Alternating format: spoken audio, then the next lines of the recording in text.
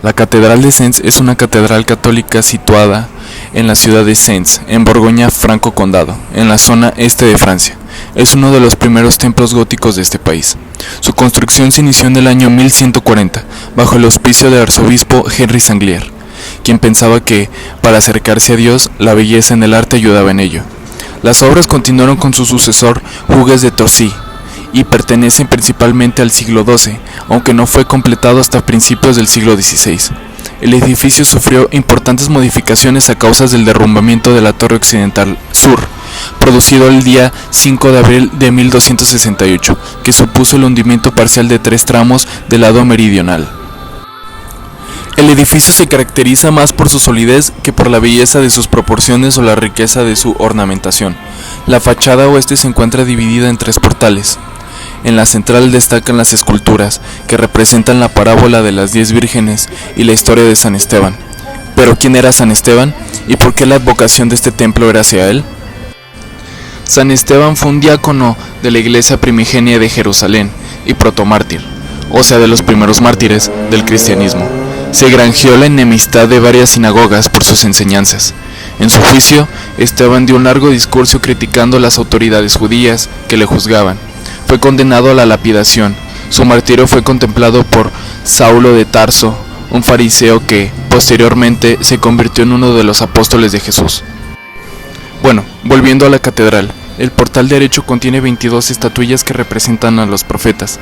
Por encima de este portal se levanta una torre de piedra, decorada con los escudos de armas y las estatuas de los principales benefactores del templo, culminada por un campanario. Se conservan 2 campanas medievales, la Saint-Vinien y la Portentien, cuyo peso es de 15.3 toneladas y 13.8 toneladas respectivamente. El portal de la izquierda está decorado con 2 bajorrelieves que representan la liberalidad y la avaricia, así como son la historia de San Juan el Bautista. El portal del lado norte de la catedral es uno de los mejores ejemplos de la escultura francesa, mientras que el lado sur está coronado con magníficas vidrieras, de las que se conservan algunas originales, como la que representan la leyenda de Thomas Becket, de Canterbury. Entre la ornamentación interior destaca la tumba de Luis, delfín de Francia, hijo del rey Luis XV y su esposa Marie-Joseph de Sajonia, una de las obras de Guillaume Cousteau, hijo, y bajorrelieves que representan escenas de la vida del cardenal Antonin Duprat, canciller de Francia y arzobispo de Sens. La planta es distinta, tiende a unificar el interior. En vez de un crucero tiene una serie de capillas que nos interrumpen, se desarrollan longitudinalmente y dan acceso al coro. Los soportes se articulan de forma alternante, con pilares con columnas adosadas que organizan tramos rectangulares, que a su vez reciben las bóvedas expartitas con nervios. En las partes bajas hay dobles arcos que organizan los tramos, una tribuna y por encima un cuerpo de luces. La bóveda tiene un origen normando y representa la misma configuración que Mourneval. La nave central tiene 15 metros. Esta nueva articulación va en beneficio de la luz. En la girola, las bóvedas de crucería se adaptan a los tramos cuadrados. Consideraciones técnicas. Longitud del interior de la catedral, 113.5 metros. Longitud exterior, 122 metros. Altura de la torre sur, 78 metros. Incluida la altura de la terraza, que son 66 metros. Ancho de la fachada, 48.5 metros. Altura de la nave, 24.4 metros. Ancho de la nave central, 15.25 metros. Ancho de la nave con sus 2 naves, 27.5 metros el crucero. Longitud interior del crucero, 48 metros. Altura bajo la bóveda del crucero norte del 27.5 metros. Altura bajo la bóveda del crucero sur, 27 metros. Diámetro de los rosetones del crucero, 11 metros. Altura de las ventanas de las 2 fachadas del crucero, 18 metros. La localidad de Sens está situada en una región con suelos calcáreos del Cretácico, pero estos no proporcionan piedra de calidad suficiente para la construcción de la catedral.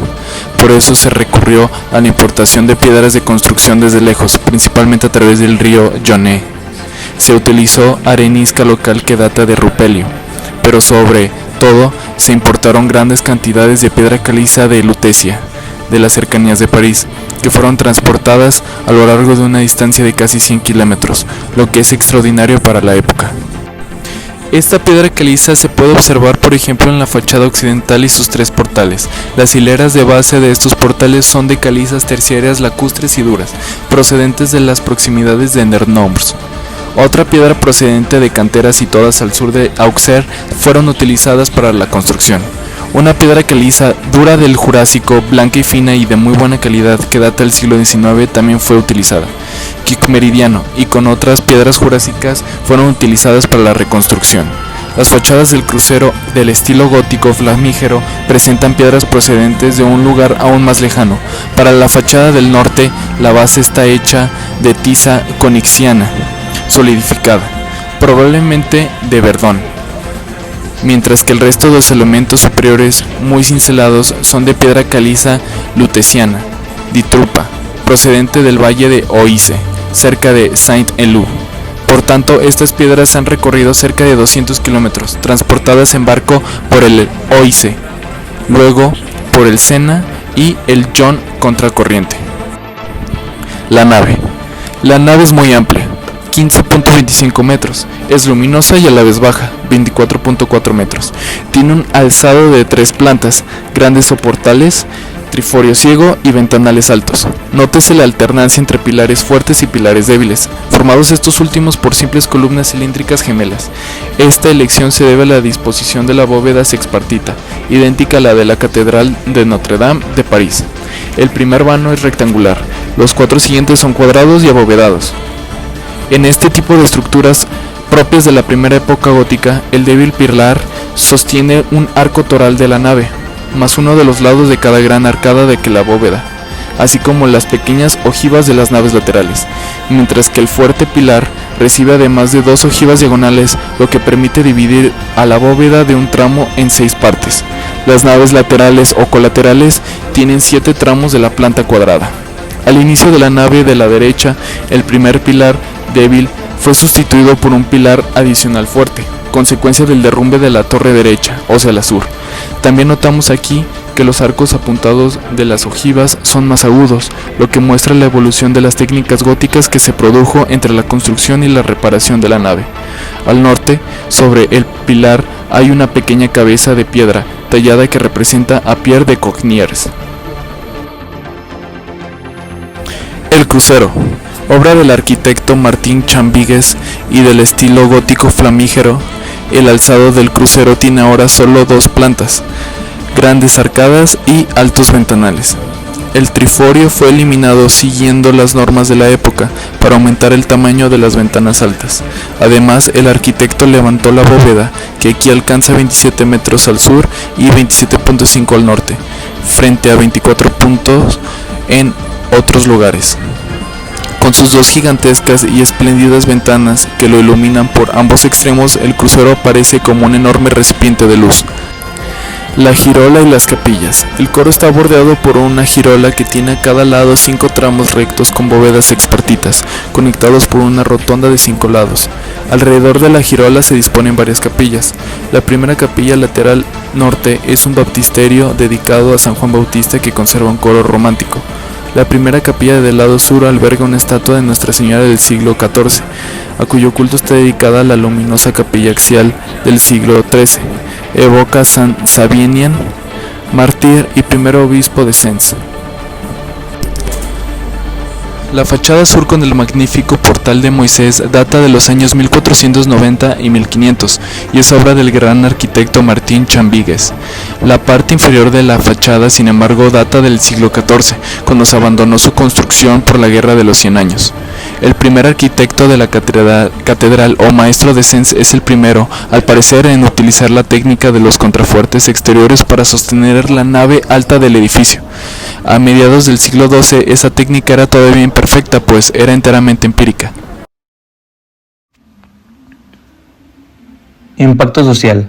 En cuanto a impacto social y paisajístico, era enorme. Las ciudades estaban aún muy poco desarrolladas y a la Edad Media la gente vivía en su mayoría en casas de madera de una sola planta, ya que solo los más ricos podían permitirse casas de piedra. Por tanto, producía un impacto enorme en los ciudadanos ver entre tanta miseria, un edificio de tan enormes proporciones como una catedral, que se elevase 40 metros ricamente decorado. Este impacto era totalmente intencionado, siendo la iglesia la casa de Dios, mostraba su poder y su magnificencia, de manera que los ciudadanos se sintiesen sobrecogidos ante él y por conclusión ante su representante en la tierra, la iglesia que en la Edad Media dominaba buena parte de la vida de las personas. En cuanto a impacto constructivo, las innovaciones introducidas en el gótico supusieron un impacto enorme en la manera de construir. Estas soluciones técnicas permitieron construir edificios mucho más altos y de mucha luz de lo que se había hecho hasta ahora, y supusieron una manera de economizar el material, aprovechando mejor sus características resistentes. Además, aunaron técnica constructiva con estética. Se le menciona en septiembre de 1174 como el arquitecto que emprendió la tarea de reconstruir el coro de la Catedral de Sens, destruido por un incendio ese mismo año, originalmente erigido por Conrado, el prior del monasterio. Un documento que describe el incendio, escrito por uno de los monjes del monasterio, nos dice que se le pidió a Guillermo de Sens que reconstruyera el coro en 1178 o 1179. El arquitecto, a consecuencia de una caída, tuvo que abandonar la obra y regresar a Francia, siendo sucedido como por otro arquitecto conocido como Guillermo de Ingles, quien completó la parte oriental de la iglesia y la terminó en 1184. El impacto generado por esta obra, tal vez no tanto en su individualidad, sino en la riqueza de su representación, resulta ser de una envergadura sumamente destacada, al tratarse de la primera catedral construida bajo el estilo gótico en su totalidad. Su significado trasciende los límites de su existencia concreta. Las innovaciones técnicas que el gótico introdujo permitieron la edificación de estructuras arquitectónicas que, si nos atenemos a las técnicas previas que estaban a nuestro alcance, habrían sido consideradas completamente inviables. En este sentido, el gótico no solo revolucionó la forma en que las catedrales y edificios religiosos se concebían y construían, sino que también expandió los horizontes de la posibilidad arquitectónica en general. En el curso de esta transformación, el arte gótico se extendió con vigor por todos los rincones del continente europeo. La influencia de esta corriente artística se propagó de manera gradual pero persistente, penetrando incluso en los confines más remotos. Uno de los vehículos cruciales de esta difusión fue el histórico Camino de Santiago, una ruta de peregrinación que canalizó las ideas y los estilos artísticos a través de diversas regiones. A medida que las catedrales y otros edificios religiosos góticos comenzaron a dominar el paisaje arquitectónico, quedó claro que el gótico se había establecido firmemente como un lenguaje artístico de alto impacto. Este florecimiento artístico se hace especialmente evidente en España, donde algunas de las catedrales más impresionantes y majestuosas son ejemplos palpables del estilo gótico en su esencia. Monumentos emblemáticos como las catedrales de Toledo, Burgos y León testimonian la apreciación y una adopción del gótico como una forma expresiva que inspiró asombro y admiración. Mientras tanto, en Europa en general, el estilo gótico no solo se mantuvo como una corriente artística influyente, sino que también se convirtió en el estilo dominante durante un prolongado periodo histórico.